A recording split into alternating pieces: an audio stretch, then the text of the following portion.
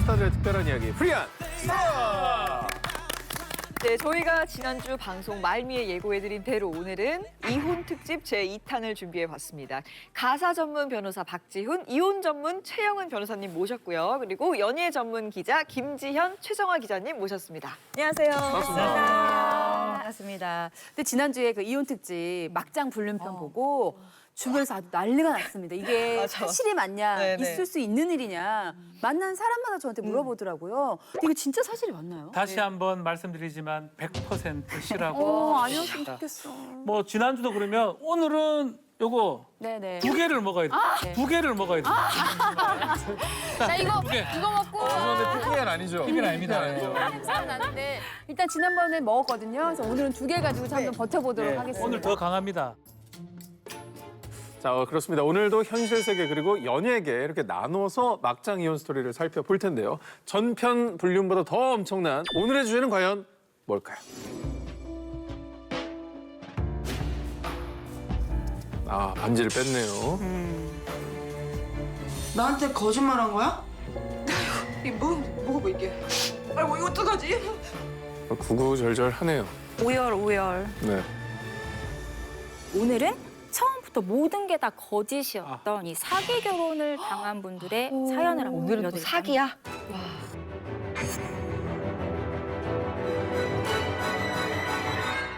오늘의 첫 키워드부터 참 무시무시합니다. 모든 걸 아는 줄 알고 결혼했지만 알고 보니 나만 몰랐던 배우자의 은밀한 사생활. 그 첫 번째 이야기 어떤 분이 먼저 준비해 주셨을까요? 접니다. 제가 처음부터 너무 센 이야기 준비한 거 아닌가 싶은데요. 너무 센 이야기를 아무렇지 않은 얼굴로 네.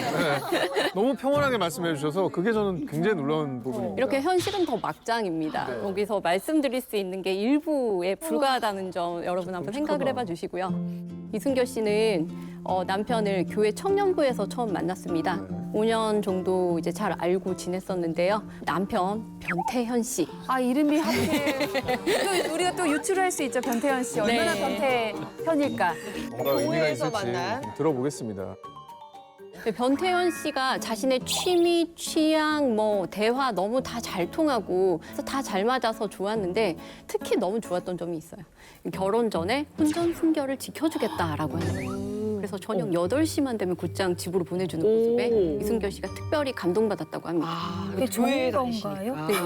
네. 정말. 요즘엔 사실 보기 드문 일 아니겠어요? 네, 그래서 그쵸. 그런 점이 좀 남다르게 또 좋게 보였을 수도 있고요. 네. 또 만난 곳이 아무래도 굉장히 교회니까. 또 홀리한 곳이다 보니까 네. 이게 장점이 되지 않았을까 싶어요. 그런데 그렇게 1년간 혼전 순결을 지킨 끝에 결혼식을 올렸는데 꿈을 그리던 첫날 밤 행복은 와장창 깨지게 됐습니다. 왜? 첫날 밤 보내기 직전 옷을 모두 탈의한 남편 변태현 씨의 몸에서 무언가가 발견이 됐기 때문인데요. 여자야, 여자. 예? 여자. 알고 보니까 여자.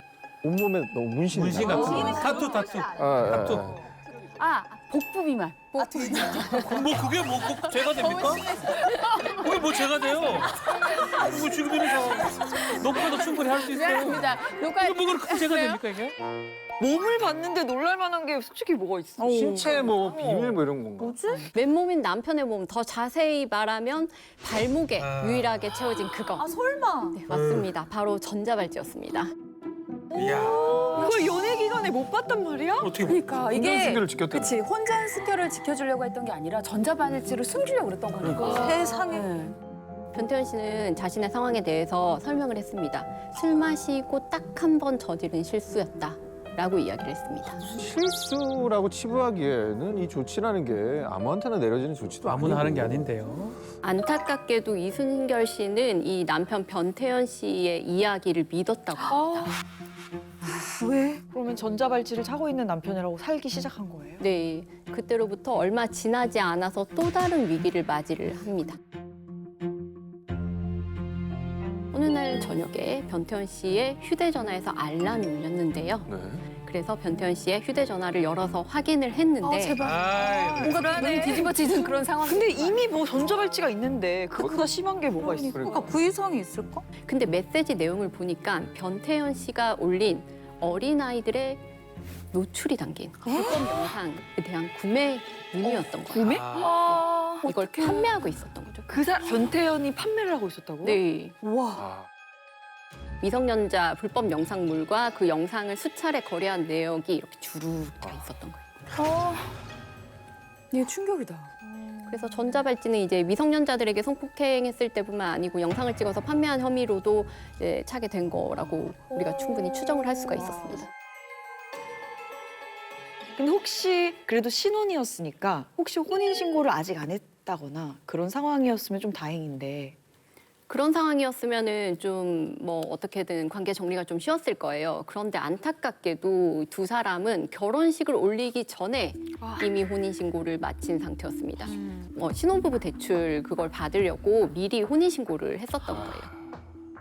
사실 이런 사례들이 꽤 많습니다. 전과 자체에 대해서 상대방에게 숨기려면 얼마든지 숨길 수도 있고 우리가 결혼하기 전에 여기 결혼하신 분들 많으신데 혹시 범죄 경력 조회 상대방에 대해서 한 번씩 해보셨나요? 안 해보셨어요? 아직도 못 해봤어요. 아직도 안 해. 아직도 못 해봤어요. 그런 거 있는지도 해봐야 돼, 모르시잖아요. 해봐야 돼. 네. 지금쯤 해보고 싶어요. 발목은 일단 확인이 지금은 되는데 예. 근데 그게 이제 조회는 못 본인이 해서 갖고 와야 되는 거죠, 그러니까. 그러니까 예, 그거 뭐 본인 동의가 있어야지 할 수 본인 있고 동의가 그런 있어서. 거. 근데 저도 이런 얘기 네. 주변에서 많이 들었는데 실제로 사실 경범죄라도 네. 그걸 조회하고 결혼해야 되는 게 맞는데 연인 간에 사실 그걸 그치. 가지고 오라고 그쵸. 하기가 갑자기 오빠 이제- 저 범죄 경력 좀 뽑아봐. 그런 약간 이상한. 그게 너무 나도 하나 뽑아볼게. 이거 오빠 전과했어? 상견례 할 때, 자네 범죄 경력 좀 뽑아올게. 그러니까 그게 안 되거든. 어렵잖아. 그렇다면 다른 걸 한번 질문을 드려볼게요. 혼인관계 증명서라는 거 혹시 뽑아보신 적 있으세요? 아, 저 그거 떼어와. 떼어오세요. 저 무슨 소리 하시는 거예요? 저희 혼인신고 했잖아요. 그럼 없는 거예요? 네. 다른 데서 우리나라는 법적으로 중혼이 금지돼 있습니다. 혼인신고가 됐다는 건 아, 그래서 깨끗했다는 거예요. 다행이다. 사실 저희도 뭘 다행이에요. 다행이야. 아니 내 아니 솔직히 우리도 결혼 전에 뭐 건강검진 이런 거 떼어오란 말을 서로 못 하잖아요. 맞아. 어려워. 아니, 그래서 집에 있는 제 건강검진표를 정말 유심히 정도 보더라고요. 그랬지. 정도 그랬지. 그냥 콜레스테롤이 좀 높더라고. 그래서 이 정도면 괜찮겠다. 사실 우리가 결혼 전에 그런 걸 꼼꼼하게 체크하지 않기 때문에 결혼 후에 이걸 알면 진짜 그 다음에 수습이 사실 중요하거든요. 실제로 엄청난 범죄자인 거잖아요. 그러니까 이런 경우인 경우에는 뭐 결혼 무효 소송 같은 걸 해서 이걸 다 취소할 수 있지 않나요? 근데 혼인 취소 소송은 혼인 취소할 수 있는 사유를 안 때로부터 3개월 이내에 청구를 해야 됩니다. 그럼 이분은 3개월 넘게 살았어요? 네, 그 사실을 미리 알았다면은 결혼을 하지 않았을 법한 사실인데 내가 그걸 몰라서 결혼을 착오에 이르렀다라고 좀 법률적으로 판단이 어려운 사안이었어요. 그래서 이 사건은 이혼으로 마무리가 됐습니다. 아, 억울해. 정말 그분의 어떤 그 트라우마가 얼마나 클까 이런 생각이 듭니다. 어떻게 됐어요, 그 뒤에는? 한동안 정신과 치료 받고 너무 힘들어하셨고 그리고 저한테 이제 마지막으로 남기셨던 말은 자기는 앞으로 결혼도 안 할 거고 그 어떤 남자도 믿을 수가 없다 그런 말씀 남기셨습니다. 행복해지셨으면 좋겠다는 생각이 듭니다.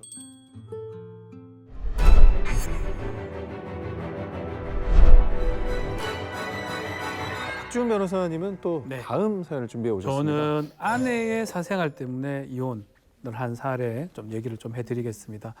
이 두 사람이 사실은 대학 선후배로 28세 무심한이라는 분이고요. 또 한 아내는 25세의 나순진이라는 사람입니다. 근데 되게 어린 나이에 네, 결혼했네요. 28세, 25세 결혼을 했습니다. 이 순진 씨는 결혼과 동시에 아이를 낳고 독박 육아를 본인 혼자 하게 된 겁니다.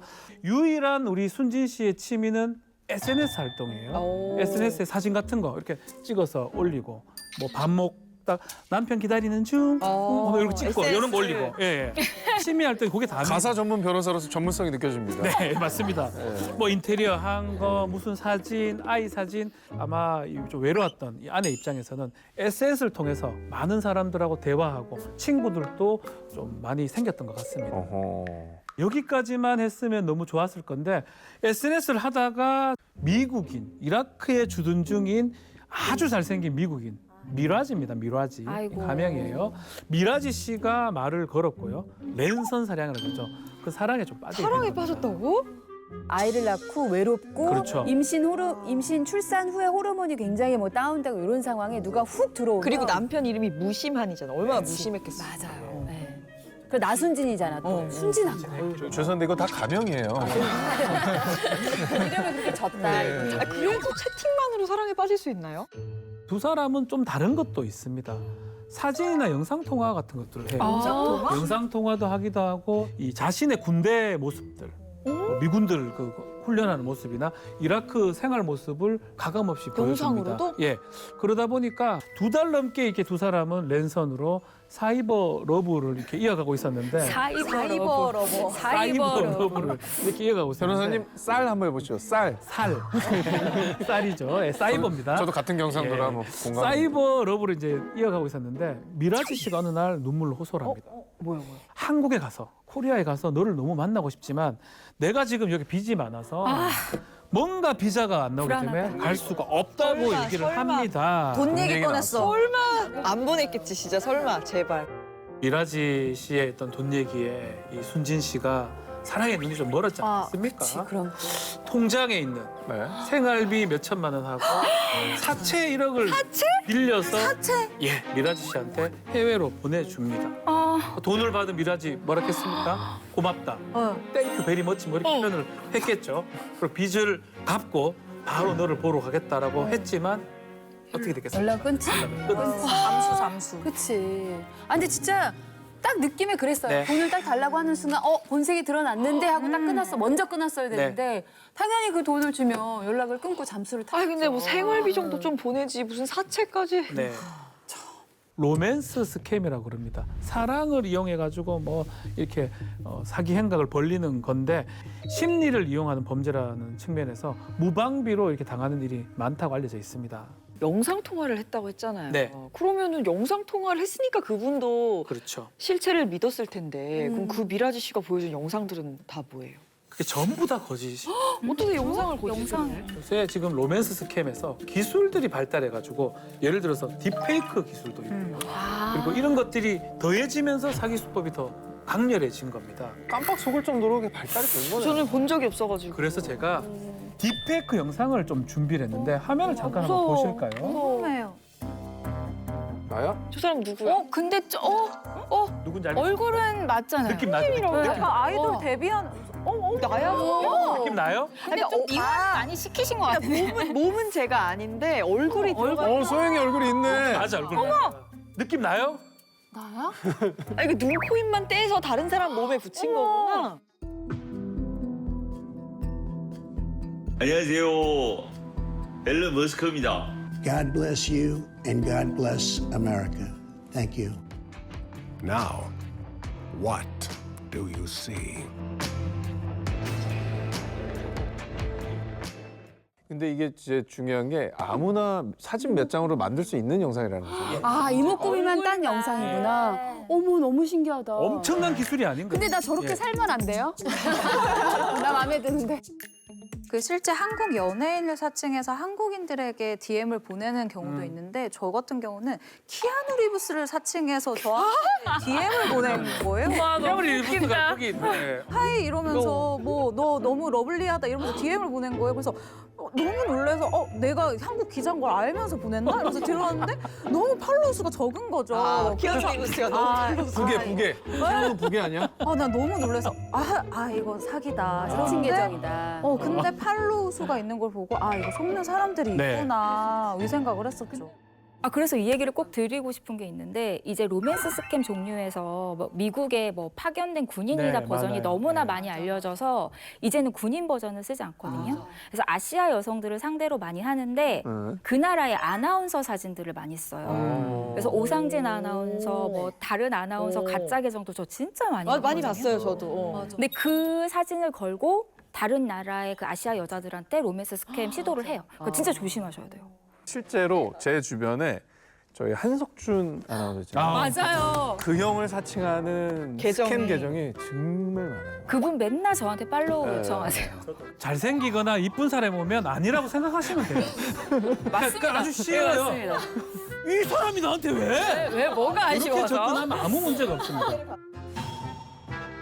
그러면은 언제쯤 남편이 이것들을 다 알게 되었어요? 자, 우리 무심한 씨 이제 드디어 등장합니다. 이때까지 나오질 않고 있다가 그때는 이제 좀 제정신이 아닌 것 같아요. 남편한테 다 모든 걸 털어놨고 그때 남편이 사건의 전말을 알게 됩니다. 신뢰가 무너졌기 때문에 두 사람 결국 6개월 지나지 않아서 협의 이혼 절차를 밟게 됐고요.